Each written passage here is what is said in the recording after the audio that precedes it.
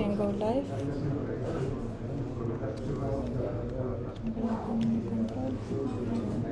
Vale, ahora sí. Ya estamos usuarios en espera. Ya entramos.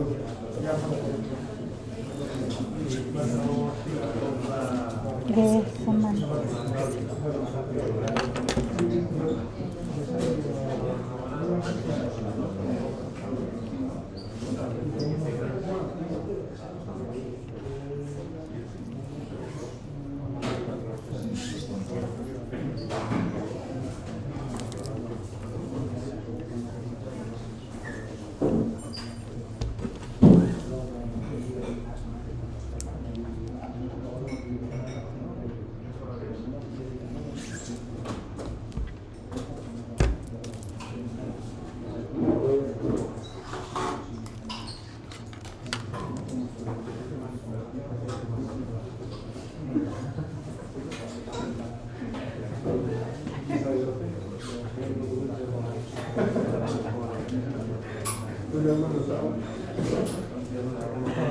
¿Qué tal?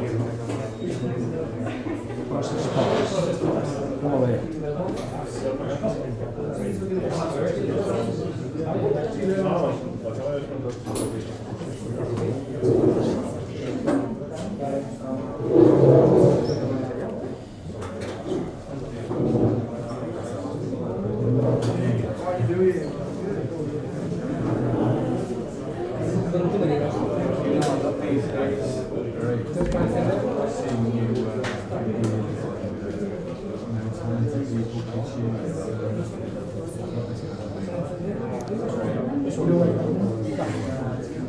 ¿Qué? ¿Empezamos?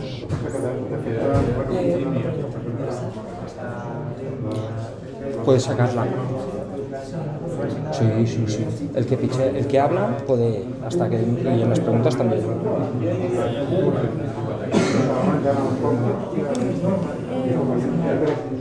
¿Qué? ¿Al lío? Esperamos 2 minutos. Para pasar las trampas, ¿tenéis algo? Vale.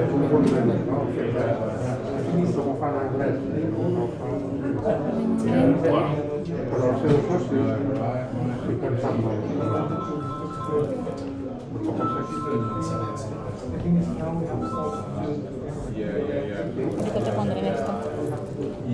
¿Cuál es? La cámara, sí. Esta primera, ¿no? La Logitech. Sí. Vale. Todavía no está, así que... Y el micro lo enciendes y listo. Sí, ya, pero... Yo creo que ya está. ¿Sí? Venga. Hi, hello. Please welcome to Bcombinator, Venture Capital Accelerator and Incubation for Startups. I'm Frank, the Program Director. I would like to thank the investors who are here today and those who are following us on social media. Hello. And thank you to the great entrepreneurs who will pitch today. Today there are 6 outstanding projects. Pitches will last 5 minutes with 7 minutes for questions. For those who are following us on social media, hey guys, and of course the public, you will be able to ask questions. So let's start with process talks. Good luck and welcome.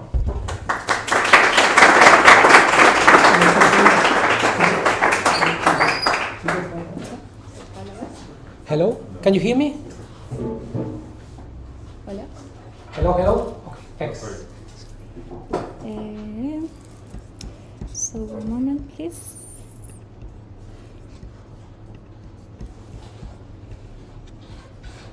Wait. I need to do something here.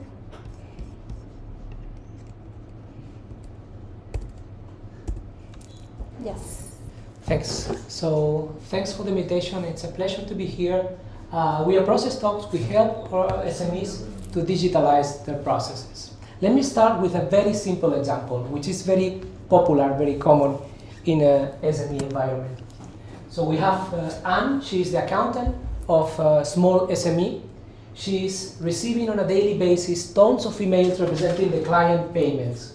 for each one of these emails, and she needs to extract the PDF that is attached to this email. She needs to upload to the accounting CRM system the payment that is in the PDF. And if something goes wrong, for instance, the email does not arrive or there is no attachment, she needs to fill the case to an Excel sheet which is monitored by Ian, who actually needs to take care contacting the client and asking back the information. And this is the typical process. It's not the process we are focusing just like this, but it's the typical process SMEs are. It's slow, it's error prone, involving people, and there is repetitive tasks that can be automated. So let me just skip this as well.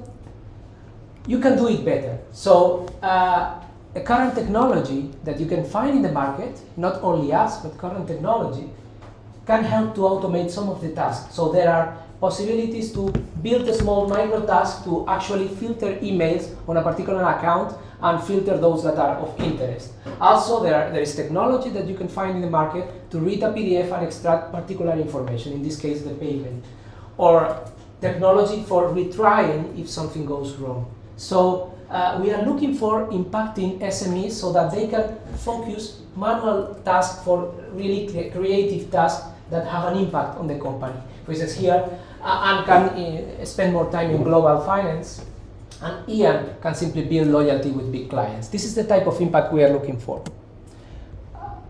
To get there, you can get into the process talks way. So we have designed a conversational interface that is based on, we are very experts on NLP, UX, and machine learning, and also conversational AI. So in other words, you can think of on an interface to have a highway towards automation and integration technology. Or you can simply speak to the technology, and the technology will find out which integration or automation you are looking for. Okay? So this is the type of technology that has impact. And back, you as a SME, you will receive a dashboard where the processes that you are interested and you, in 3-4 minutes, have been designing and automating will be there for you. And you will have a platform to monitor how these processes evolve without your intervention. This is what we are looking for. And the strategic thing is to design something which is accessible to everyone, not only people with technical roles. This is what we are, it's process talks. So to summarize, we have designed machine learning empowered UX. This means that, for instance, we predict what is the next step for a particular, in a particular moment of the modeling task. But also we are experts. Actually, we have built our own natural language processing technology that is multilingual. We are covering like 15 languages, so that language would not be a problem to access our technology. And especially this combined with our capabilities of building conversational AI, we will take very abstract sentence to a particular integrations. And we are able to do that because we have proven with our demonstrators that we can do. And last but not least, we have connected our technology to automation and integration technology so that we can do that.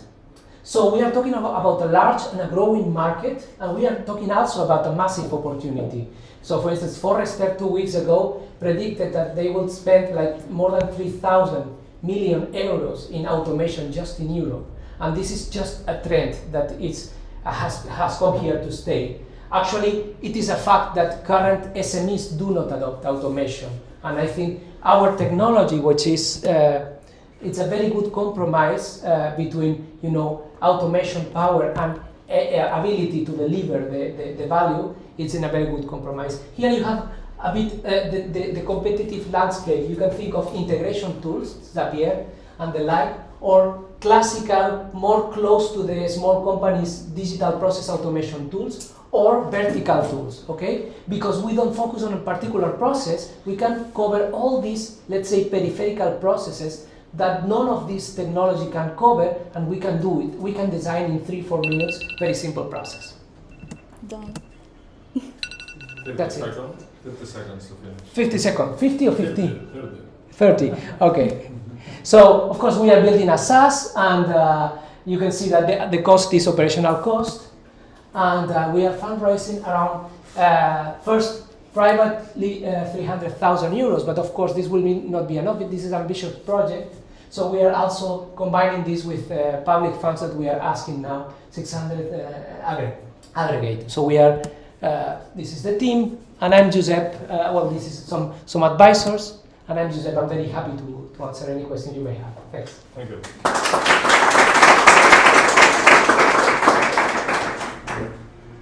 Hi, Josep. Thanks for your presentation. Congratulations. As you said, your project is so ambitious. So I would like, which is the stage of the product right now and the stage of the market or development of the business that you have so far? Yes, so in the last year and a half, we have built different demonstrators. So for instance, we have built a modeling platform that you can actually speak to the technology and you can build a model. And we have been showing that as a demonstrator. That has been giving some leads in terms of, let's say, almost 70 users and some few clients. So the technology for modeling, we already have it. The technology for the conversational interface, we already have it. What we are now working is in the integration, because if one of the three elements that are important is to be able to integrate with, let's say, the software that runs already in the SME, let's say Office or whatever, and we are building that organically. In terms of percentage, what is the percentage that you have achieved so far in order to be able to get the first customer happy? I think we are talking about 30-40%. We still need, let's say, 1 year and a half at least to connect everything and to be able to deliver the value we want to deliver. Thanks. Thank you, Josep. Maybe can you talk about any KPIs you have, or you don't have any KPIs at this moment? What I can say is that for the demonstrators we have built, we have done more than 200 demos all around the world. So we have been pitching in, giving demos of the technology, some of those demonstrators to Brazil, Germany. Among those, 1 out of 3 have become a user, have an account. So this is quite an accomplishment. But I have to say that because at that point in time it was only a modeling platform, we are not doing automation yet. This has not been converted to a client. So only few clients have been. And that's the only KPI I have. Hello, Josep. Thank you. Congratulations. Can you show the slide with the forecast, because it goes so quickly? Yeah, I have to apologize because that is my deck is not my pitch, and my pitch is a subset. So I was. No problem. Is this one? Oh, it's not very. There was a graphic, no? Yeah, indeed. Sure. Yeah, sure. This one. Yes. My question is, what is the business model? Do you sell licenses to the SMEs directly, or? Yeah, the business model here is selling licenses, and there are different licenses depending on the value that you are adding. So there is an enterprise subscription mode which will cover the full spectrum of the technology, but there are less mode for those SMEs that cannot afford paying the whole. How are you going to reach the different SMEs if you want to grow? No? Yeah, I think this is a real challenge, and I have to admit that this is something that we are working out. For instance, we are planning to have some freemium with few features so that they can start playing with it without paying. It is me? Yes. Oh, sorry. So that they will have less features, so to say, and if they want to keep on automating the process, they will need to pay the fee. And you are going to focus with some specific SME, because in Catalonia 99% of the companies are SMEs, so there are so many. And in Europe, will you prioritize, or how will you? In Europe, 98.5% they are SMEs. So they represent the 64% of the labor in Europe. So they are a huge factor, very important. So we are considering, in parallel to this development, we are doing interviews with different SMEs, and we are focusing. So we are localizing 2 things: sectors that are more likely to be able to jump into this, and second, software. So we are questioning about software, and we have, let's say, a ranking of the software most used, and we are starting integrating this software. So this is more or less my answer to that. Hi Josep, thank you. Tough giving a presentation in 5 minutes when you put so much work into it. I have 2 questions.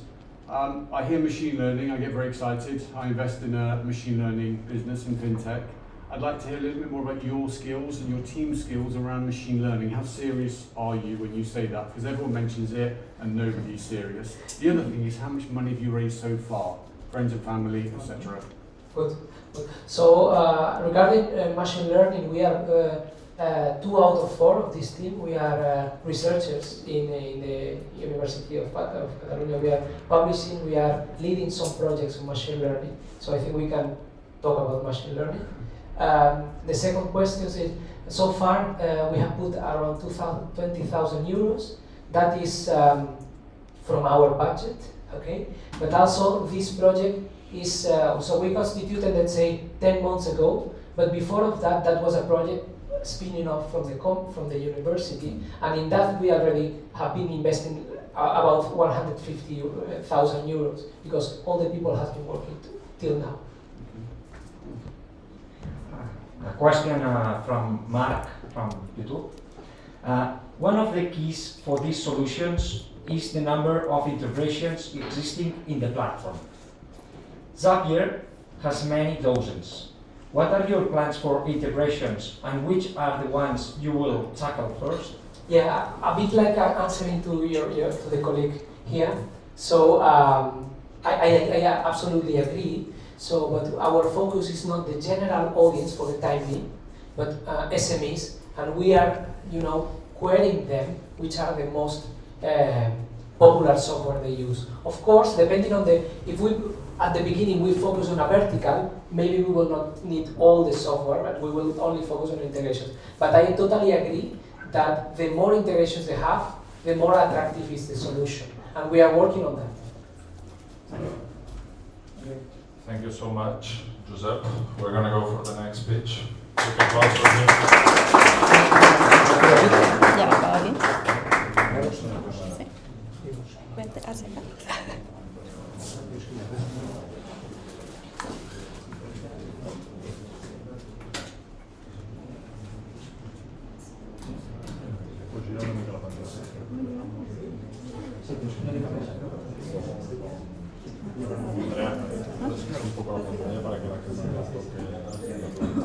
Quitarla. ¿Ya está? Vale. I'm going to change this camera. Can you hear me? Yes, hola. Hola, that's me. Hello, hello, hello, hello, hello. It's off. Oh. 1, 2, 3. 1, 2, 3. Yeah.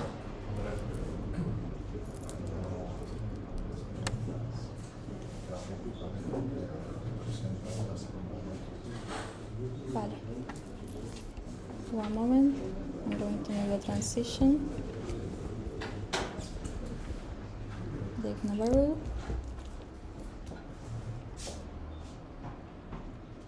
Let's go, David, whenever you want. Great. Hi everybody, I'm David.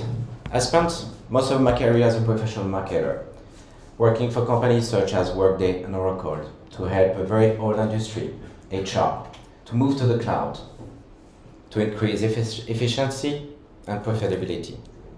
And I saw many similarities with the hospitality industry, who has been running for decades in the same way. And then suddenly, this guy, Mr. COVID, transformed the industry, transformed everything. And then the hospitality industry needed a new normal. This is when I've seen a great opportunity here to help the industry to move to the cloud. So I built MasterTAAG, easy and powerful digital menu that can solve 3 key issues. Low profit. A restaurant is left between 2 and 6% net profit after paying all expenses. Data loss between customers, stockroom, data lost everywhere, all the way. Nothing is saved, nothing is used. And finally, but not the least, food waste. Food waste is the #1 issue for the hospitality industry, costing 1.2 trillion in profitability every year. How can we solve this? Well, thanks to the cloud. We can start now connecting the dots. Machine learning, AI, the cloud can now help solving those issues. And then we can all start, well, I don't have my mobile, I wanted to show you my mobile. It starts with the smart menu. The smart menu, it's a really, as I call it, powerful one, very easy solution for customer to select, order and pay, and for businesses to push specific items that they want to increase sales. But we didn't want to stop here. We wanted to go to the smart prices. Real-time dynamic prices can increase by 35% revenues for the businesses. Just imagine a menu that all the prices will be automatically updated based on the weather, local events, date, time, etc. AI can do that automatically. And finally, just imagine connecting the dot from the smart menu up to the kitchen, food stock. We could save food waste by 50% every year. This market is expected to grow by 7% year on year, reaching in 2026 $3.4 trillion. MasterTAAG so far has got 17 hotels, 85 restaurants, one of the biggest drink suppliers in Ireland. And they all share the same passion for MasterTAAG, too. It's easy, and it's customer-centered. Most of the competitors are only focusing on one key benefit. For example, Sunday is only focusing on making checkout payment super fast and quick and easy. My menu, only focusing on the backend, making super easy to create a menu. And many others are just creating QR code landing to a PDF, not even connected to anything. None of them want to connect the dots like MasterTAAG. We're here to help increasing revenues, we're here to connect the dots, and we are here to solve one of the biggest issues, food waste. Our go-to-market is pretty straightforward. We go where the big fish are, UK and North America. It will be restaurant chain with a minimum of 10 restaurants. Business model is a classic SaaS model, annual and monthly payment. And we want to start with the smart prices, with a smart menu at 2,000 a year. And then smart prices and smart waste will be per location. It's really important because we want to target, as I mentioned, restaurant chain with 10 minimum restaurants. Our projection the first year, 92K with only 100 customers. And then year 2, smart menu plus smart prices. And year 3, we want to full the full suite, as I call it. I guess I've got 30 left to go, right? Yes. The funding, we're seeking 78K for 12%. And pretty much like our customers, are you willing to join the smart revolution with us? They believe in the smart revolution. Are you joining? Thank you.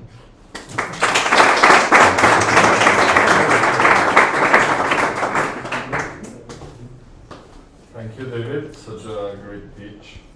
So let me ask you a little bit about the customers you're talking about. Okay.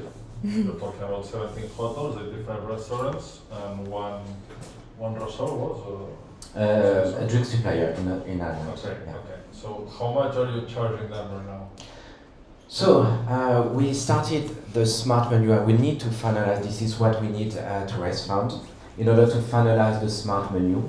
We had a first beta version, and so initially we charge a small fee for us to have them feedback. As I said, we are extremely customer oriented, so we really build the tool based on their feedback from day one.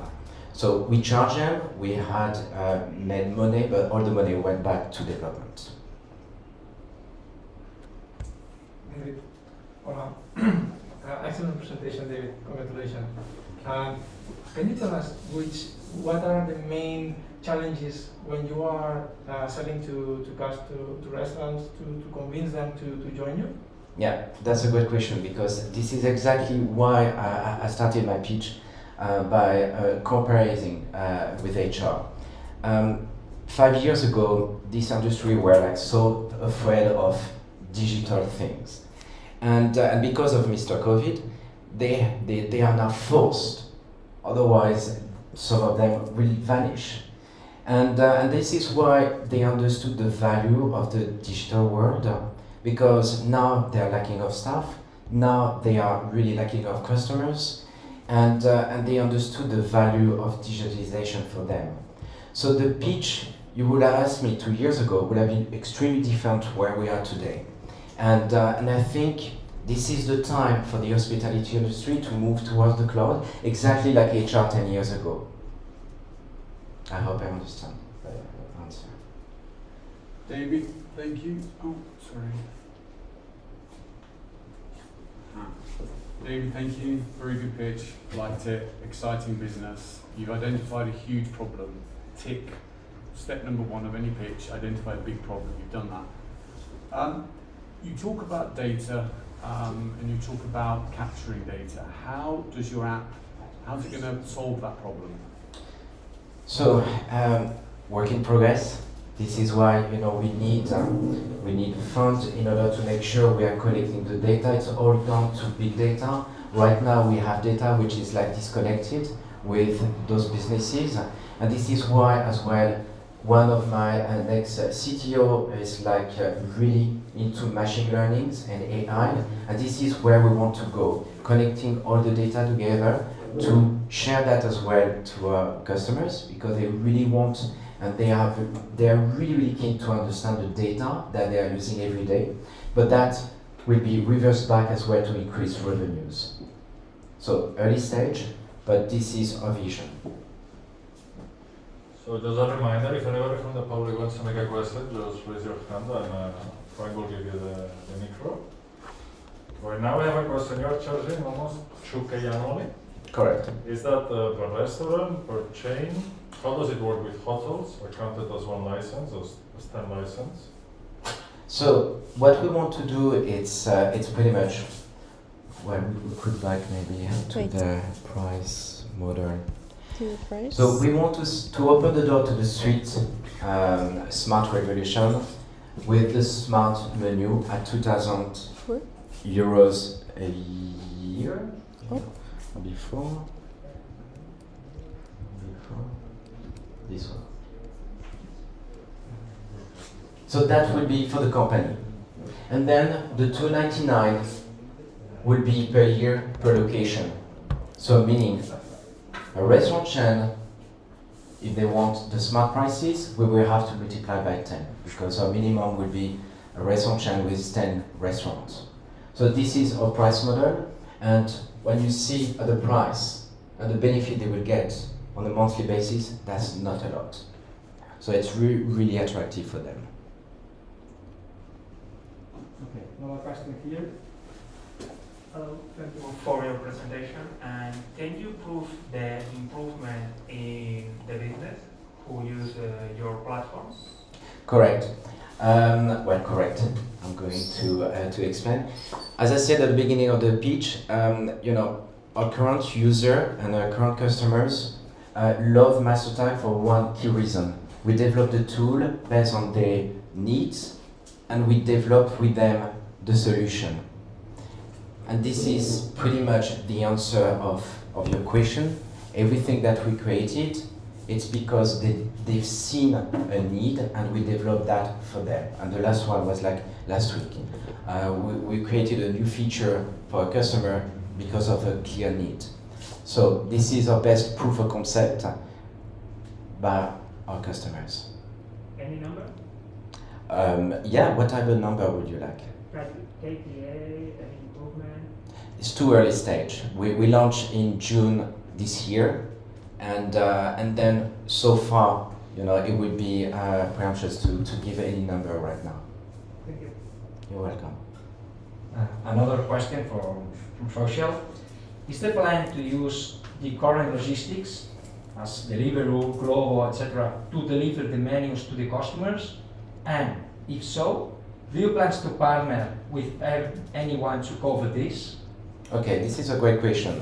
The solution itself already offers a click and collect solution with payment integrated, but we are looking for indeed to partner in order to offer such a services, because we don't want to do all the services ourselves, and I think it's important to in fact finding the right partner for us in the near future.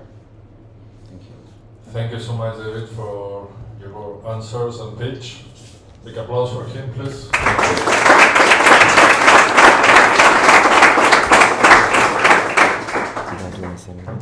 ¿Listo? Ya. Perfecto. One moment.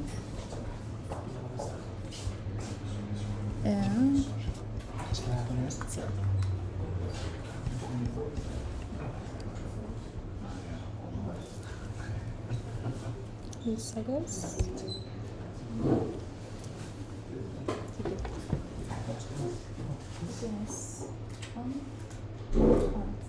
¿Ya está? Sí, ya está. Vale. Perfecto. Hello everyone, my name is Sagüés and I'm here to pitch Hog Technologies.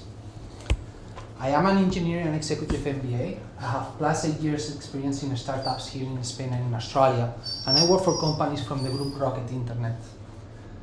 I also founded FOB because my family has been involved in logistics for over 30 years. So like they say, logistics runs in my blood. Alejandro is our full developer. He's in charge of developing the platform. And Javi, she's our sales and marketing. We also have the support of Josep, CTO as a service, and helping us to develop the front end. Alessandra, she's our UX UI designer. She's in charge of making our platform look beautiful, since we strongly believe in the customer experience. So when we talk about logistics, everyone thinks about Glovo, delivery, last mile, Deliveroo, Amazon. But we forget how about 90% of everything that we use or consume on a daily basis is being imported or exported from another company, from another country, sorry. So I always like to start the same way. How does an international shipment work? The freight forwarder is the agent that manages the cargo transport from the seller to the buyer, and he's in charge of handling all these players in every shipment. So thanks to the challenges caused by the pandemic, we have seen how the freight industry has been forced to a very fast digitization, bringing startups like us a lot of opportunities. We strongly believe that this is the moment to invest in this industry. As you can see, the digital logistics is going to go from 5 billion to 17 billion in less than 10 years. Since we are on the early stage of the company, we're putting focus on the Spanish freight industry. As you can see, there are over 2,000 freight forwarders, and we also know that 55,000 companies start to import and export every year. So we know the problems of the shipping industry: inefficient quoting tools, lack of transparency, and unspecialized business management tools make the relationship between freight forwarders and customers extremely difficult. As you can see, over 33% of the quotes will never get answered. We also know that 75% of the customers will use more than 3 freight forwarders. They all want to have track and trace of the shipments, and they want to work with one just platform. So FOB Technologies is the first SCM that connects freight forwarders with final customers, making logistics simple, transparent, and more efficient. We want to be the first startup that digitalizes the whole international shipment vertical, the leading all-in-one logistics platform. As you can see, our technology will put our customers' teams up to 6 times more efficient. We have a SaaS business model. The price goes from 99 euros to 245 on a monthly subscription base. We strongly believe that we are the right team to make this happen. We were born in 2018 as a digital freight forwarder. We developed the first version of our platform. We have a client portfolio. We have experienced firsthand the problems of this industry, and when the COVID hit the wall, we decided to create a new business model to bring our technology to the rest of the world. So in May 21, we got accepted in Lanzadera. We start develop the version 2 of the platform, and we're going to launch it by the end of the year with 25 beta testers. By May 22, we want to reach our first 300 paying customers. As you can see, the main difference between us and our competitors is that while they're focusing on the freight forwarder side of the industry, we are focusing on the final customer, which we know is the decision maker, and we strongly believe is the important side. We are looking for 300,000 euros in a convertible note. We're looking to close the lead investment by the end of this year. And we are not looking just for money. We are looking for a partner that will help us to bring the company to the next stage.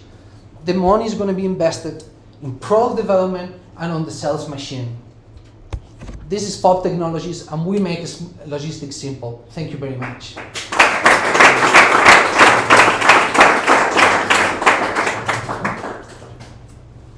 Thank you, Luis. Great presentation, and congratulations on the success so far. Tell me a little bit more about a typical client, existing or planned. Who are they? What do they do? And just walk me through exactly how they would use your system. Yeah. So I'm just. Wait. Ay, perdona. Yeah. Thank you. So the typical customer, it will be an SME that will start to import and export. They are trying to either open new markets, or they need to bring supplies to make their product, or however they want to do it. So they are starting to do all these operations. They need to start the logistics operations, and they don't know how to do it. So we are the perfect partner, because we make logistics simple for them. We are offering through all the integrations different players that they can help to use in their operations. In any industry? In any industry, I always say the same. I don't care what's on the container, I don't care what's in the plane. You are my customer, you need operations, and I'm helping you to do it. That's it. We also have on the other side the freight forwarder industry, which is a really traditional industry.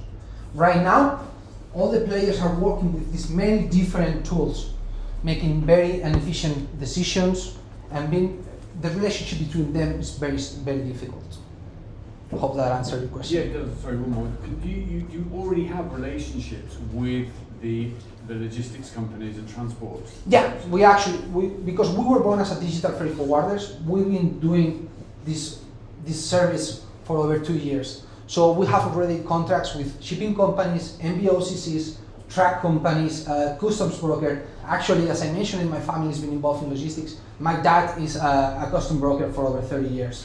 So yeah, we have all these connections, and actually we got accepted the first connection with a main shipping company. We're also getting a connection with Web Cargo, which is the leader on air freight transport. Great. I need your services, actually. Cool, let's talk later.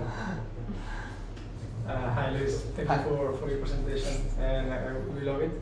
I have 2 questions. Yeah. The first is how you get customers. Yeah. And the second is apparently you have a product right away, and you are investing you are using 75% of the funds that you will raise in developing the product further, right? Yeah. So can you explain us? Yeah, of course. How do we get clients, and where are we on product? So we have a very simple sales process. We get lead generation by creating content, and since the problem that our customers have is very straightforward, as soon as we can contact the operations manager, let's say for example an exporter that does export to USA, and we say, how are all your logistics operations? And he will say, I don't know. What do you mean? Where are all your shipments? I don't know. So here is our solution. We will help you to know all this information and to have a better understanding of your operations. So how we get customers is by searching LinkedIn, doing the sales process, and once we get to the demo, the decision is most likely made, hopefully. Hopefully. What is the period of moderation of since you? Yes, since we contact the lead up to when we can close the deal, it will take up to 2 months. Right now, on the end of the year, it's a really critical point because they're closing the year, so it will get a little bit longer on the time. But by the beginning of the years, they are starting all the budgets for all these new tools, and it will be shorter. So in terms of what is our product, we built the version 1 of our product, where we were the only digital freight forwarder. Right now we build the version 2, which is the one that we're selling as a SaaS. It's most likely already 50%. It will take us up to 3 weeks to finish and to beta test with the 25 beta testers that we already have signed to prove the technology. Thank you for this pitch. I have a question. Which is the annual total available market? Because you didn't talk about dollars, we have money, I mean. Yeah. In terms of volume of the market, it will be like, it's up to 500 million, but since we are not taking a commission anymore about the volume of the shipment, we are offering a SaaS business model. At this stage of the company, we are already thinking future business models such as financing, insurance, etc. We are only focusing on the number of companies. So the amount of market in terms of euros is to be honest, it's not that relevant. It's about 500 million, something like that, in terms of freight. In terms of what you can obtain for technologies or the total one? The total in Spain. 500 million in Spain. But do you have international location, or you? Right now we're focusing only on the Spanish market. It's very early for the company to focus on the international. However, due to how the industry works, we have already tested with another customers. For example, one of our best partners is from Argentina, and he is already looking for a solution like ours, due to how we work with international shipment. One last quick question before going to the public. Can you do the competition slide? Yeah, sure. Yeah. So I see your biggest player is Cargo 5, but it's only focusing on one vertical, and then there is Freightos that is 100 million. What do you see that they don't see, that they don't work on the CRM and online docs part? Why do you think they don't want to develop anything on that?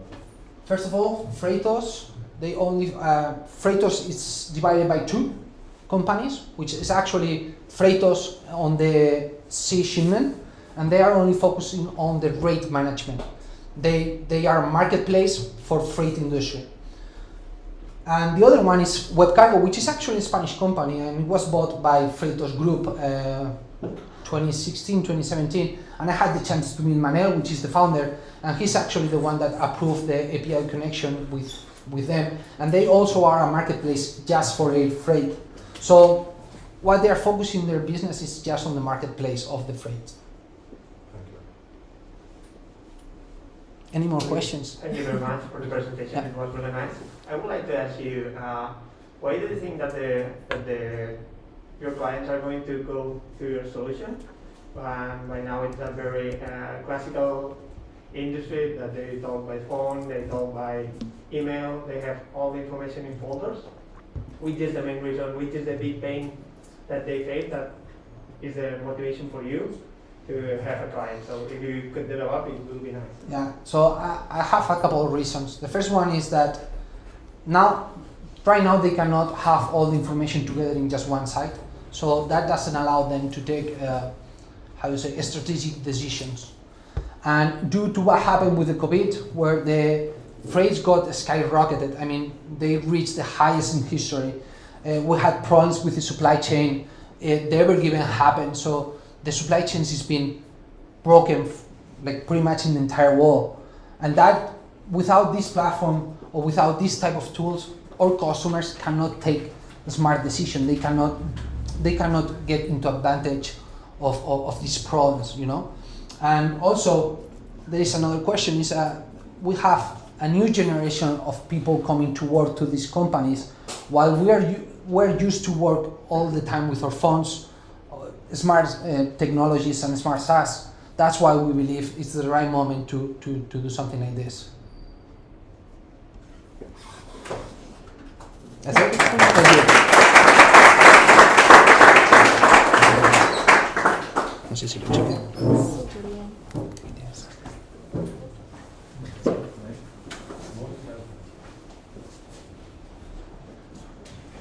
We're gonna go now with Tatux, the marketplace for tattoos.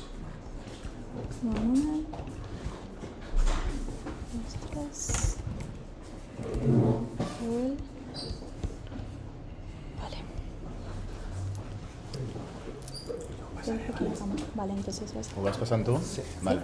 Hola, hola, hola. ¿Tienes aquí? Mira aquí, ¿no? Aquí. Hola. Hola, hola, hola, hola. Hola. Ahora sí, ahora sí. Perfecto. ¿Vale ya? Sí. Hola, buenas ¿Bien? tardes, soy Joel. Vengo a hablar en nombre de Tatux y voy a explicar el cómo y el por qué vamos a transformar la industria del tatuaje. Mi socio Jordi y yo nos dimos cuenta... Ahí voy. Perdón. Ahora sí. Ya.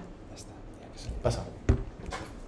Mi socio Jordi y yo nos dimos cuenta que había un problema que resolver en la industria del tatu cuando vimos que teníamos un bloc de notas en el móvil con más de 15 tatuajes pendientes que nunca nos hacíamos. Y es algo muy común que la gente con tatuajes tengamos ideas en nuestra cabeza que nunca llegan a ejecutarse, y es por una fricción en la hora de encontrar el tatuador más adecuado para esa idea. Los tatuadores tienen procesos subóptimos en la captación y gestión de clientes debido a la falta de digitalización del sector, y cuando hablo de falta de digitalización me refiero que la única herramienta por parte del tatuador es el Instagram, una libreta y un bolígrafo. Además, es un mercado muy fragmentado con una atomización brutal de los estudios de tatuaje. La solución Tatux, una plataforma que conecta tatuadores con gente interesada en tatuarse, y ofrecemos una única solución en dos direcciones. Al tatuador le ofrecemos más clientes, gracias a la exposición, y una mejor gestión de los clientes, gracias a la tecnología. Al usuario final le ofrecemos un mayor catálogo con un proceso más rápido y más seguro. A nivel de mercado es un mercado de 60 billions, hay alrededor de 2 millones de tatuadores en todo el mundo, y actualmente ya el 40% de la población llevamos al menos un tatuaje. Además, hay una demanda online brutal por parte del consumidor, y solamente en el mundo occidental hay 272 millones de búsquedas mensuales en Google. A nivel de modelo de negocio, arrancamos con un modelo freemium que nos ha permitido tener mucha presencia en muy poco tiempo, y tenemos una vía muy clara de monetización, que es el modelo por suscripción, donde el tatuador tiene un pago recurrente mensual. Tenemos tres tarifas: la tarifa Basic, que es gratuita, donde el tatuador tiene un perfil profesional en la página web y tiene que pagar por los leads que le entran. La tarifa estándar, donde el tatuador tiene hasta 3 leads cualificados al mes. A partir del cuarto lead lo tendría que pagar aparte. Y la tarifa Pro, que es donde nos queremos direccionar, donde el tatuador tiene leads ilimitados. A nivel de competidores, para poner en perspectiva, tenemos un competidor principal en Estados Unidos, que más que un competidor lo consideramos un referente, que está todo, que ha recibido ya 20 millones de dólares en inversión y actualmente son EBITDA positivo. Después hay varios players en el mercado europeo. Nosotros nos diferenciamos claramente por el go-to-market, mientras ellos siguen una estrategia de adquirir varios mercados de forma simultánea, que eso lo que hace es que no generen tracción en ninguna ciudad y no tienen una compensación clara entre la oferta y la demanda. Y nosotros seguimos la estrategia City by City, donde vamos, de momento solamente estamos en Barcelona, y ya triplicamos al segundo competidor con más tatuadores en la ciudad. A nivel de métricas, por la parte de los tatuadores, nosotros lanzamos el MVP en julio, y con una estrategia de puro bootstrap y poco más de 1.000 euros de inversión total, ya tenemos el 20% de la cuota de tatuadores en Barcelona.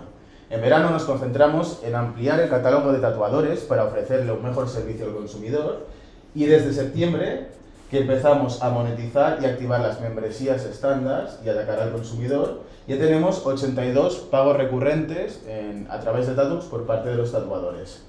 0% churn, de estos 82 nadie se ha dado de baja, y el coste de adquisición del tatuador es 6 euros imputando las horas de personal.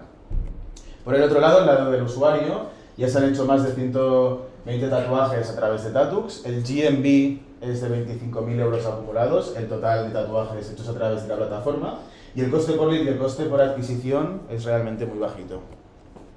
Vale, a nivel de previsión, nosotros prevenimos que en verano de 2023 estaremos con un MRR de 100.000 euros, y es porque nos queremos enfocar mucho hacia la cuota de tatuador pro, donde además en ese mismo año vamos a empezar a incluir features del RP y ampliaremos la cuota, la suscripción de 50 al menos a 80 euros mensuales. ¿Qué vamos a hacer con 150.000 euros? Vamos a adquirir el 20% de la cuota de mercado de las principales ciudades españolas, empezará la internacionalización, empezando por Italia, que es el país del mundo más tatuado y además no tenemos ningún competidor local.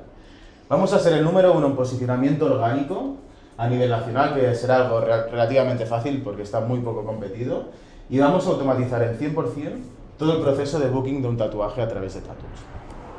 Somos un equipo joven, aunque con mucha experiencia en el mundo startup y muy conectados con la industria del tatuaje. Además, nos acompañan 3 mentores: Sergio Balseis por la parte de estrategia, Guillermo Blasco para la tecnología y Yara Paoli para growth.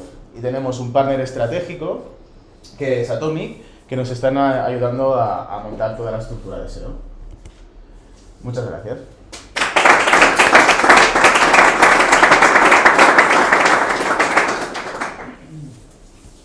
Buena presentación, muchas gracias, impresionante.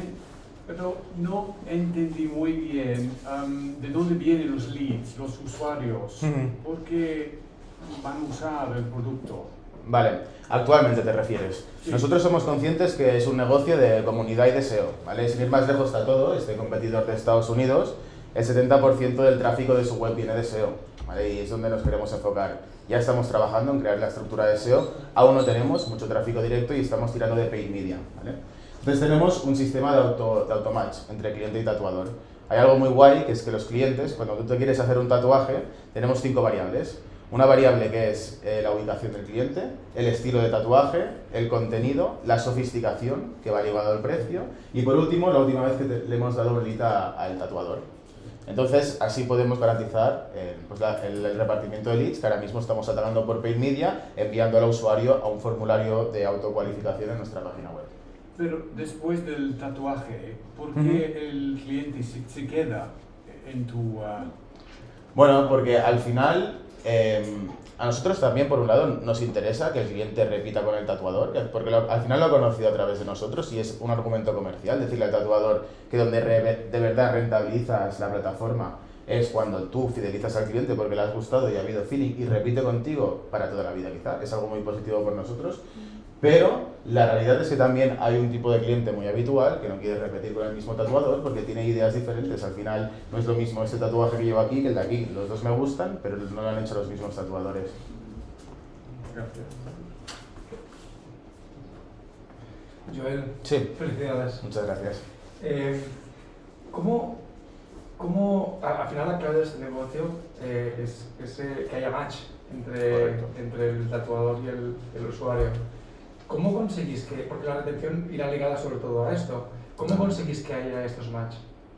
¿Cómo sería la experiencia de un usuario random en la plataforma? Sí, actualmente, a ver, obviamente queremos enfocar y mejorar el producto y en parte pedimos esta inversión un poco para ello, pero actualmente ya tenemos un tipo de cliente que es más sofisticado, que digamos, que entra a nuestra página web y tiene la manera de filtrar por ciudad, que de momento solo estamos en Barcelona y periferia, y por estilo, ¿vale? El estilo es algo muy importante, ¿vale? También tenemos una parte de contenido en la web y tenemos un quiz donde educamos al usuario a que entienda cuál es el estilo de tatuaje que quiere hacerse y luego puede ir directamente a filtrar ese estilo e ir viendo todos los tatuadores que le gustan, ¿vale? Este es el cliente más sofisticado que quiere navegar por la web hasta encontrar su tatuador. Como he dicho anteriormente, también tenemos el segundo tipo de cliente, que es menos sofisticado, ¿vale? Que es el que deja el formulario, rellena todos sus datos y nosotros hacemos el match bajo las variables que he dicho con anterioridad, que son ubicación, estilo, sofisticación, que va ligado al precio, contenido de tatuaje y estas son las 4 variables principales. Y nosotros con eso, con toda la información que tenemos con los tatuadores, pues lo conectamos con el mejor tatuador. Y obviamente, en la fase en la que estamos nosotros, es imprescindible ser un muy buen tatuador para estar en la plataforma. ¿Este match lo hacéis, o esta búsqueda la hacéis manual? Tenemos un sistema de puntaje, ¿vale? de los tatuadores. Entonces, pues tú puntúas según las variables y cuando llega el formulario y se nos da toda la información, pues conectamos con el que tiene más puntos, donde la quinta variable es la última vez que te hemos dado un lead. Si estás empatado con otro tatuador, pues tiene preferencia el que lleva más tiempo sin recibir un lead.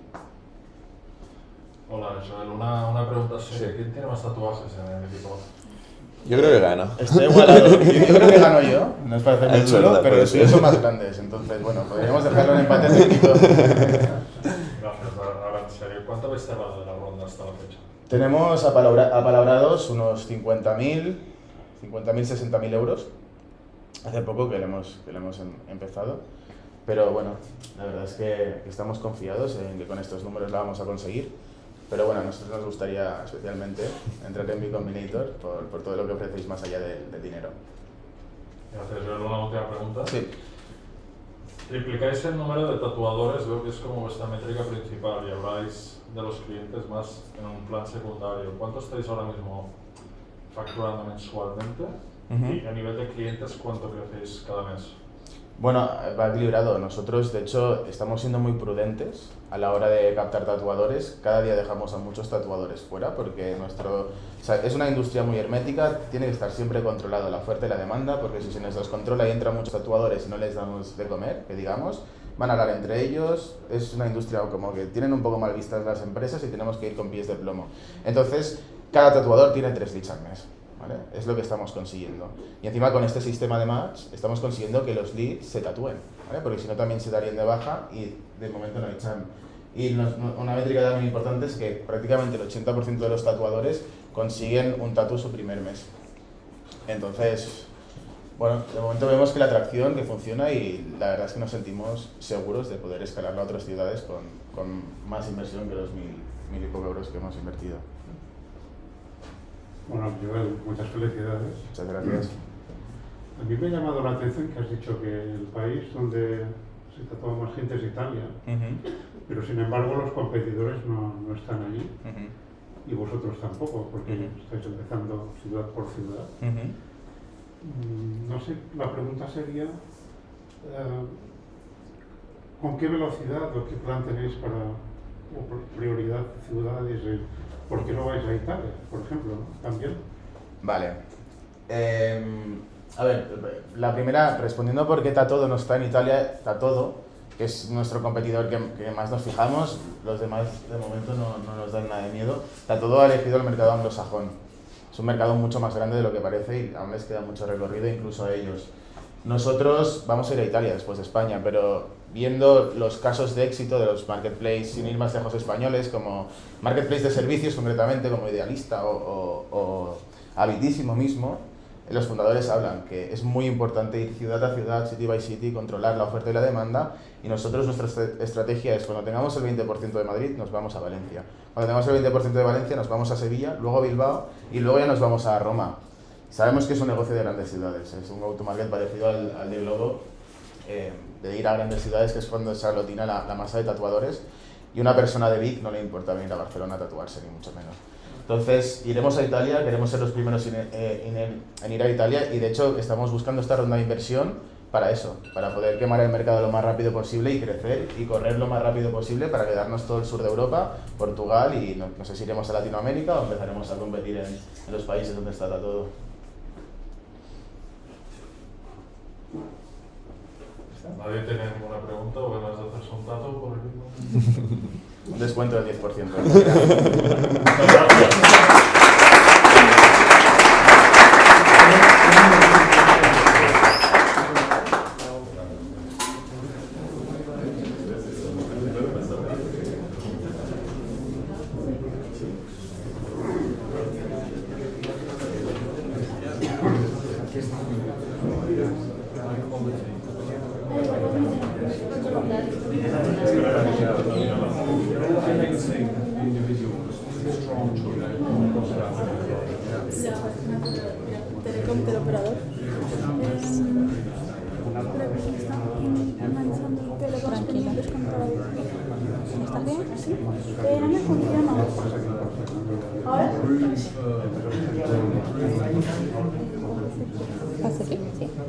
¿Dónde? Aquí, ya va un momento. que ahora sabe Irina. Y a partir de ahora, a ver si lo grabas. Aquí. Sí, creo que está bien. Sí, sí. Hi, very nice to be here, and I'm going to present to you Zip. When you're planning for your future travel, have you ever thought on how you're going to get connectivity abroad? So, right now when you arrive at your travel destination, you have two options in order to stay connected. First, buy a local SIM card, or second, pay extremely expensive roaming prices. Both these options are seen to be inconvenient, as 85% of travelers struggle when they arrive at their new destination to change SIM cards. Let's not even speak about the language barriers, because most of them, they don't really understand what they're buying. And it's very expensive, as the average traveler spends 20 euros per day on average on roaming costs. eSIM technology is here to save the day. Along the years, we have seen SIM cards getting smaller and smaller, and in 2016, eSIM has been developed. A small chip already integrated into your device, which allows the whole process of acquiring a phone plan to be 100% digital. By using this technology, ZIM offers a solution that is time-saving, that improves connectivity, and is 100% digital, where clients will be able to select their travel destination, and afterwards, comparing and purchasing a local eSIM plan in advance and activate it upon arrival, directly through our platform. This is all possible by joining the reseller program of local telcos, as well as doing partnerships with them. This way, customers will be able to buy local eSIM plans at an average price of 14 euros, and our minimum markup is of 35%. The market that we are targeting is increasing by the minute, and the international roaming being valued at 60 billion euros.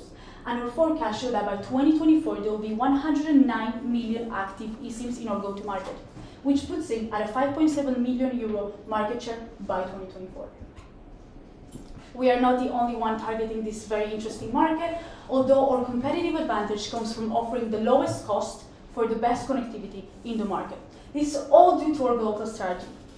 Although our main competitive advantage is that we offer customers the full experience of connectivity, giving data and a local number, whilst our competitors only offer data plans.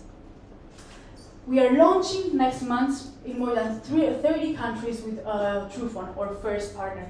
We will be in Europe, Asia, and the US. Although in the future we want to make small partnerships with local providers all over the world. We are already in conversations with Orteu in the UK, Vodafone in Spain, and Du in the Emirates. The cost of acquisition of a customer for us is going to be of 37 euros, and our lifetime value is of 140. We have already started our journey, and currently we are accelerating adenium, building our MVP with Truephone, launching both on iOS and Android by the 6th of December, being able to reach 200 customers by the end of this year.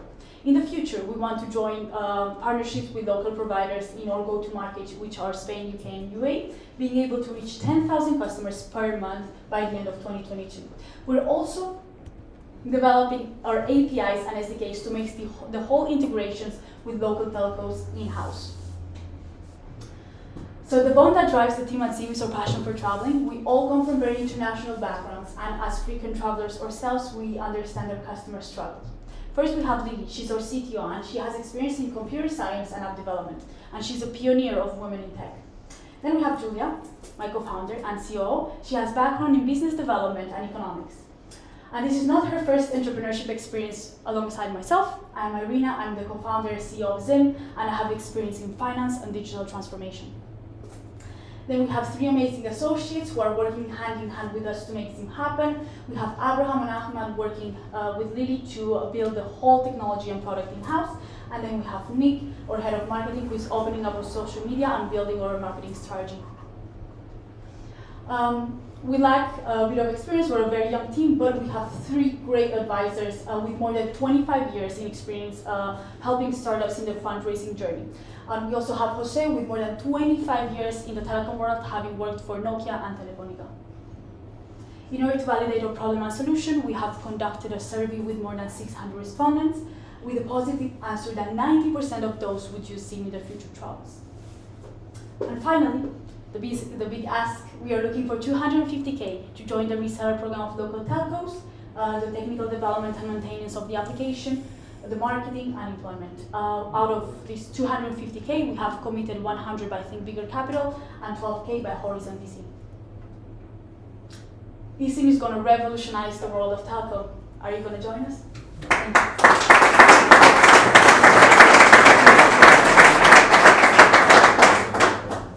Thank you, Irina. Great presentation. A couple of questions. The first one is just understanding the basic concept. Is there hardware involved? Is there a SIM? No. No. It will fit onto existing SIM cards? No, not at all. So actually all phones manufactured after 2017 have a small chip that, which one are you using, just by curiosity? I got the Pixel 4. Which one? The Pixel 4. It's a Google. Yeah. Okay, so yes, you probably have an eSIM, most probably, yes. Yeah. He has you have an eSIM in your device. So actually, both Samsung and Apple announced that by 2025, all phones are going to be manufactured with eSIM only. So they are getting rid of the SIM card, the physical SIM card that we have been using for 20 years. That's going to die. So eSIM technology has been developed for several years now, although it has not been used for telecom purposes as of now. It has been used for drones, manufacturing, aviation, etc. So what we want is to take advantage of the technology that a client already has in their hardware and just showing them how to use it and make the whole process of acquiring a phone plan much easier. You'll be potentially undermining then some of the telcos, some of the business will earn a lot of money from roaming. Won't they work with the hardware providers to make it difficult? Well, actually, we were looking at this because we had that question before, and it hasn't happened. Actually, Apple, when we were looking at Vodafone trying to protect its roaming market, actually that's when Apple and Samsung, they both announced, no, all our phones are going to be eSIM only. The reason that hardware providers are doing this is that, as you can realize, iPhones are getting smaller and thinner, and they are using the capacity, the physical capacity of the phone in order to add new features. So that's why they have created eSIM actually. Okay. The competition you didn't mention is obviously Wi-Fi. Wi-Fi is a lot easier to get hold of now, and there's certain places you can get on the street in Barcelona. You know, isn't that the future for solving this problem?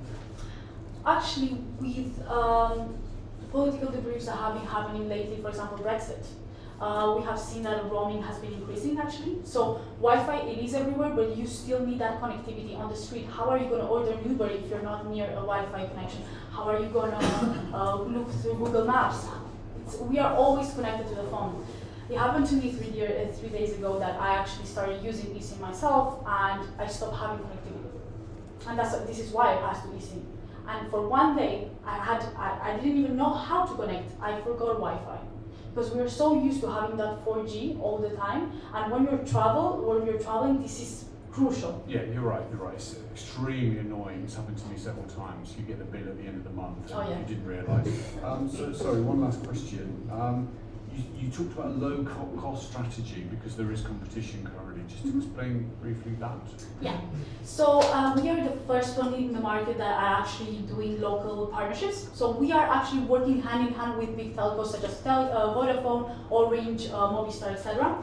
Or competitors, what they're doing is they're doing renting. So they are renting that connectivity. And because they want to white label their solution. They want to then become a telco. So it comes at a very high cost and very poor connectivity, as they don't have the money as of now to rent 4G and 5G. They are doing 2G, 3G at very high prices. By doing the partnership with Vodafone, for example, we don't white label. We are acting as a marketplace, and we're showing our customers that we work with trustworthy partners. Irina, thank you for your presentation. Congratulations. Which are the main challenges that you are facing? Yeah, so in terms of challenges, COVID actually seemed like a challenge. It actually gave us a bit more time. A challenge now is looking forward at the travel industry. This is why we have also diversified our product for the future. In January, we're launching 6 months plans for exchange students. And we're also talking to B2B companies such as Iberia to offer them their cabin crew and pilots or service. So we're not just focusing on travelers as of now. In terms of challenges, is also the experience that we have. We are very young. We are out of university. The team has no big experience in the world. And this is why we have 3 advisors that are they work a lot with us. Thank you for such a great presentation. I have a question. Like, you talked to launch in 30 countries same time. Mm-hmm. That's not atomizing too much your marketing budget. How are you gonna really do that? The good thing here is that we took in account that the first partner was going to be through reselling. Actually, what we did, we were talking to this partner for a couple of months, and we decided to actually do a partnership with them with a 35% markup. And they have presence in more than 30 countries, so we decided actually to take advantage of that and not go as slowly as we wanted 6 months ago. We decided to go global, as we are seeing that the travel barriers are opening up, and we are seeing travel in most of the countries that we're going to launch, so we took advantage of that. Hello, Irina. Thank you. Very impressive. I have two questions. One, when you talk about roaming, it's only data or also voice? Data and voice. Data and voice. The second thing, maybe now you have explained, but still, I don't understand. If I want to travel to Dubai, for example, and then I want to subscribe to the service, you need to have an agreement with a local operator in Dubai. Yes. Yes.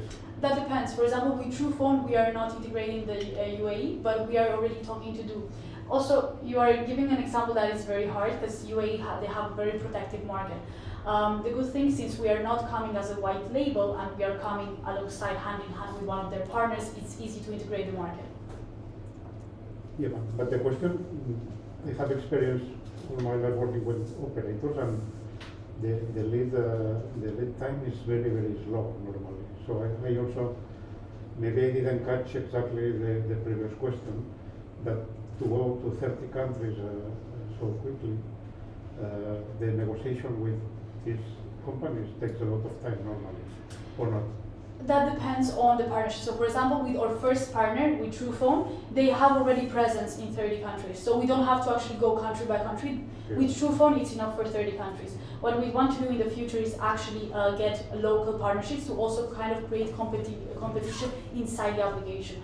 So it depends on if it's partnership or reseller program. We can also join the reseller program of local telcos. That takes not a big amount of time, and this is why we're also building the technology, SDKs, APIs in-house to make that transition. Since we buy the numbers until we actually can sell them, it's about 48 hours. And if it's partnership, yes, that takes a bit more time, which for now our experience is a bit 1 month with TruePhone. Question. Hi, thank you for working on this. Who would acquire you, when, and why? Yes, so when we want to make this happen, we haven't launched the product yet, so probably we're looking in the next 5 to 7 years. Who would buy us? We are not looking at acquisition from a big telco, since we are going to be a marketplace and they don't want to get into the pool with other telcos. We are thinking of a big tech that wants to get in the telco world, such as Amazon, which is already a marketplace, and they're getting involved in so many areas like cloud, retail, etc. So a company like Amazon could be an acquirer. I have one last question from YouTube, from Mark. How cheaper or what additional benefits would a customer get buying through you compared to go directly to our partners like TruePhone? And I want to add, why TruePhone would not cannibalizaros? Do you understand what I mean? Like, I don't know, you want to explain it? It is? It is alive, yeah. Why would not they just copy your functionality and launch it by themselves if they have all the infrastructure, the customers and everything? Yeah. The technology is ours, so we are building the whole process to actually give the clients what TruePhone is giving us. TruePhone has been operating for 20 years in a B2B model, and they have been operating like this for the past 20 years, so they are not going to B2C. That's something that they let us clear, and also technology is ours. In terms of price, the question about price. So the good thing here is that we sell the plans exactly at the same price as market value. We buy them. We buy a 14 euro plan. We normally buy it for 10. And if it's partnership, it goes directly to our platform, so no cost in advance needed. But yeah, it's exactly the same price as if you go to the operator. It's just much easier. We have the technology. We can make it easier. one last quick thing. Have you thought about partnering with something like Erasmus, for example? Yeah, we're looking at student clubs. We are looking also at nomad clubs. We have several associates around the world who are working as nomads, and they are bringing them into their communities as well. Thank you so much, girls, for the presentation.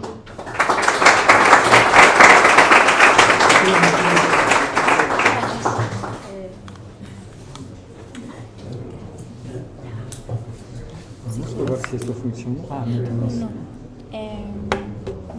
Claro. Yo tenía... ¿Por aquí atrás? Aquí atrás. Perfecto. Ahora otro. No, así. Y aquí. Lo que necesitamos es una hoja. Sí. Te lo pongo en un bolsillo. Si te pongo un don, ¿funciona o no? Ah, mira. Here. Puedes ponerlo aquí. Aquí. This is working? This is, no, this one is we have problems with this. It's not working good. You can put the... ¿Podemos probar? Sí, ponlo aquí.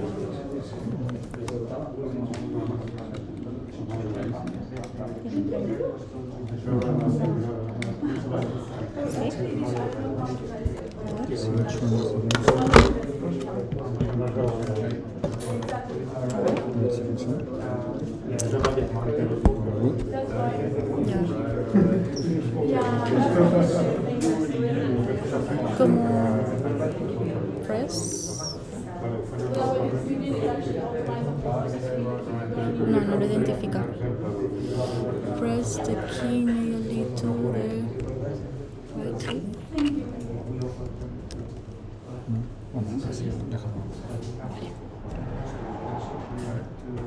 Entonces, ¿cómo?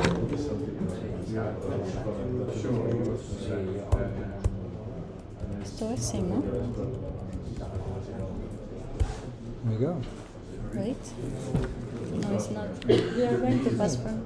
It works. Oh, it works. Oh, that's good. So, can you go up? Thank you, Sven, whenever you want. Put it on? Yes. Put it on. Hello, hello, hello. This will be the last speech, and when we finish, we're gonna enjoy a networking event, having some beers, coffees, whatever you want. Can you? Thank you very much for the invitation. I'm really happy to be there. Let's go. Let's dive in a totally different world. Wait. One moment. Okay, yeah, do it. Yeah.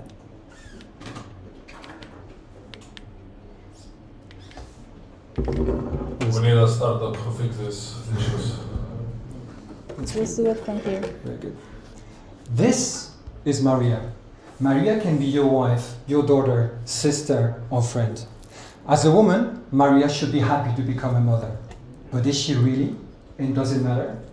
To find it out, we started to map all the appointments of a woman in the healthcare system.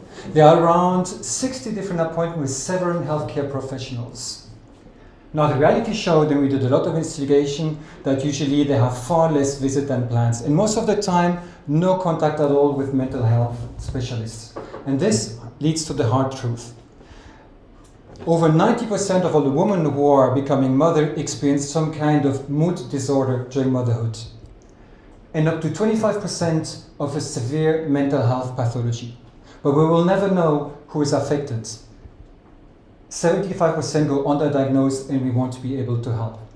Mood disorders and mental health pathology during motherhood have a direct impact on the health and the well-being of the mother and her capacity to take care of the child, with potential negative long-term effect on both the mother and the baby.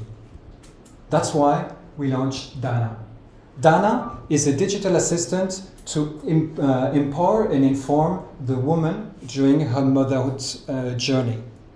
On one hand, Dana is a digital assistant. I think I moved from one presentation to the other. Can you go back there? Very good, thank you. On one hand, Dana is a digital assistant to empower the woman in her matrescence journey with specific features that are answering her pains and needs. On the other, a software as a medical device and a digital therapeutics tool for the healthcare system. We are focusing on the matrescence journey, which is starting on preconception, going until 3 years after postpartum in 4 years.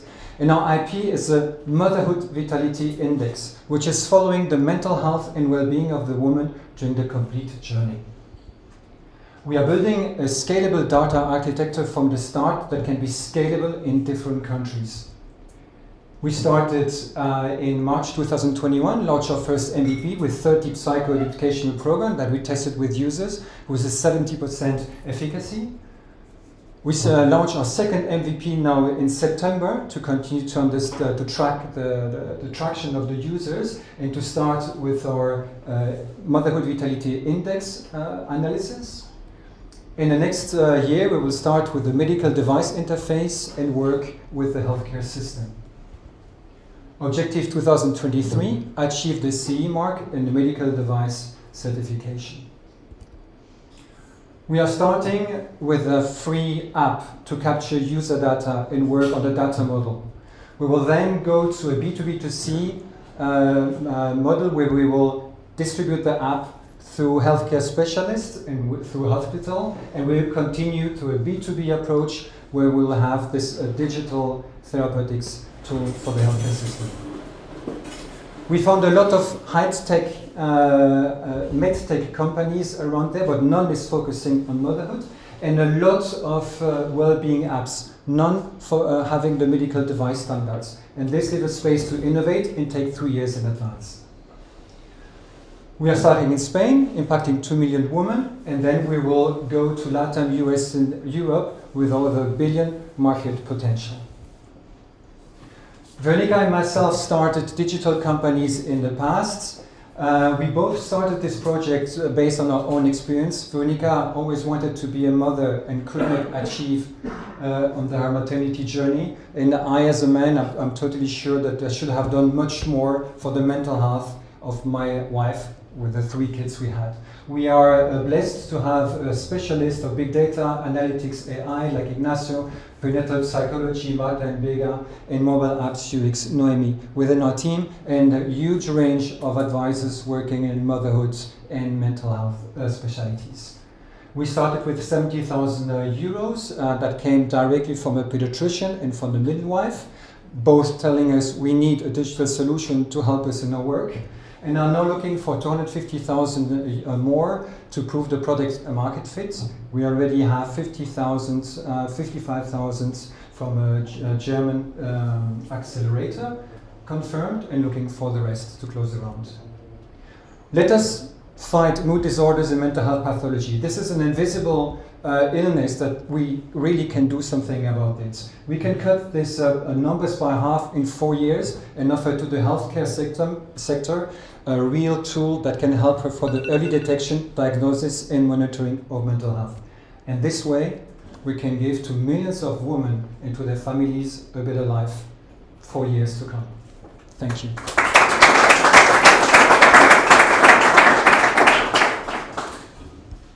Thank you, Sven. Great presentation, and I think you've undoubtedly identified a major problem to solve. That said, there is help out there. There are online communities. Just explain a little bit more again what makes you stand out. Maybe go back to the chart where you've I'd like to know how you've analysed those competitors to make you explain a little bit more to how you stand out. First part of the problem is the 75% of underdiagnosis. And this is we're working with different hospitals, Saint-Jean-de-Dieu, Hospital Val d'Hebron.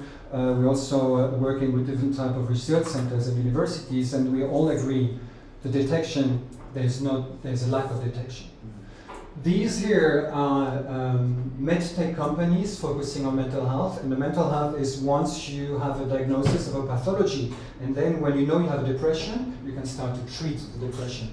Now, if we want to have a preventive and integral solution, the idea is to come before it is too late. And on the other part, these Calm, Headspace, and other one well-being solutions are very good, but they're not focusing on the motherhood and maternity journey, these 4 years where you have a massive mental and physical transformation of the woman, and they don't have the medical device mark, so they cannot be recommended by the healthcare sector. And the idea is to combine both and to be recommended by the doctors in the healthcare sector before it is too late. how far along have you got with the medical sector in terms of building those relationships? Because to be recommended by them is surely a difficult and long process. So there are different, first of all, some of the doctors asked us to do this digital tools, because they said we're seeing a patient in like every 3 weeks or every 2 months, and it's not enough to have a real follow-up. On the other side, we were with all the hospitals we discussed, they all said we need early detection and monitoring tool, because at the moment we have like 2 times somebody asking a questionnaire, and that's not enough to track what is really happening now. So yeah, we really sensed that the market is really needed a digitalization of what is of the actual process. And in terms of the back end, what do you need and what do you currently have? So at the moment we built the mobile app, the B2C app, and then the next step is to continue to work on this artificial intelligence and data mining. How can we really understand the behaviors of the users? We can have historical data from hospitals. We know how the user is behaving and answering some mental health detection scales. And this helps us to make the predictive analysis of how they stand during the journey. But have you created any of that back end? The data you talk about integrating with hospitals? It's the beginning. We launched the company in September last year, and now we're putting all the pieces together. Okay, thank you. Hi again. Could you explain us how the product will be for a woman that is using it in 30 seconds? What she will find? Okay, so we started with the pains. I feel alone, I feel anxious, I don't know what's happening to me, and I need the right information right now. So at the moment, either the woman doesn't share her feelings or they're looking into internet. So basically, when we have the right personalization, the idea is with the mood I have, the afflictive emotion I will have, I feel anxious, you directly have a program, you directly know what to do, you see that it's happening to other women, you can join a community, and you can learn by yourself along the way with very short information. It's psychoeducational programs. At the moment, you can buy like courses for 100 to 100 euros, but it's 1 hour looking at the video. So we change the type of contact, so it's easy to use, quick, and in a way it calms your brain and calms your spirit. Is that content already done, or you are developing? So we built an ecosystem rightly from the start. So we have 30 psychoeducational programs. These programs are around 9 units every one, so that's done. That's in text and that's in audio, and that's what we tested with the users. So basically there are different types of cognitive therapies in the market, and we are working with professionals to digitalize these type of therapies. So how have you used the funds so far from the first round? Like you said, 75k you raised first. What did you achieve with that? Which KPIs do you have to date? Or so the first thing we did was building the app, building the content, and we started in September last year. So we had like running costs that you could have with every type of startups. So at the moment we have 500 users with no marketing at all. In our team we have a growth hacking specialist, so we have everything ready to launch the big artillery. But we wanted to test some of the program first, one-to-one with the users before doing that. okay, well, something different. Why have you chose this business model and not something like, for example, Calm, that is a similar type of app solving different problems in the same industry? They are using a monthly or annual subscription. Why did you choose this B2B2C? The monthly subscription will be one of the pillars in the future, but first we need to attract a lot of users, to get a lot of data, to get the predictive analytic working. Then the idea is to go to the B2B2C model, and when this is done, of course, then we can monetize the fact that you have a huge community. So the idea is we're starting with a CAC of 40 euros. The idea is go down to 6. Lifetime value at the beginning should be 100, and we want to raise it to 350 in 4 years. So the idea is really before I was working with huge communities across Europe, and the idea of course is once you have a community, there's a lot of way to monetize this. But now the idea is to get users on board, to understand how they behave, and to work with the healthcare sector to get as many data as possible for the next steps. Sorry, one last question. So, if you do things well, you will have a lot of churn, because at the end it's the 9-month pregnancy plus the post-pregnancy. So you will have to capture constantly, have a marketing strategy constantly. So which organic strategies are you going to use so you are not so intensive in capital? So first of all, the whole project was to get the lifetime value, the lifetime as long as possible. So if you start with the preconception, I want to become a mother, you're already suffering in a way where you can come in. Then you have the pregnancy, and then you have the postpartum, like until 3, and that's 4 years of different type of information. Usually you stop using an app when you get bored about the content, but here there's a need for specific information every month of the journey. So the idea is to have this capture at the beginning and go through the end. And the other part is, because we're working with the healthcare sector to have the medical device, this is going to be one of the main ways to acquire the users. Because this will be the midwives or the pediatrician or the gynecologist that will sense that there's a necessity and say, use this. Objective in the long run, like in Germany, get to the digital therapeutics that can be prescribed directly by the healthcare, by the doctors. But for that, we will do this in another country, because Spain will, I think, take longer to go to that point. One last question. Okay, another question here. Hello, congratulations for your project. I really love it. And I have a question. Do you have any lawyer in your team? Thank you. We do, and that's part of the 80,000. Now we have some, of course, because we're working on the IP, we're working on the partnership, we're working on the different things. So yeah, but if you're a lawyer and you want to join the team, here we are. Thank you as well. Thank you very much. Thank you.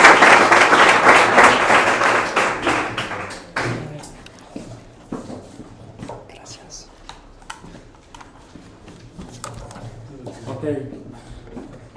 Hope you enjoy it. Thank you, Josep. And now we will have 1 hour while you can speak, all of you, with the entrepreneurs, do other questions, meet them. So go for it and enjoy it. Thank you.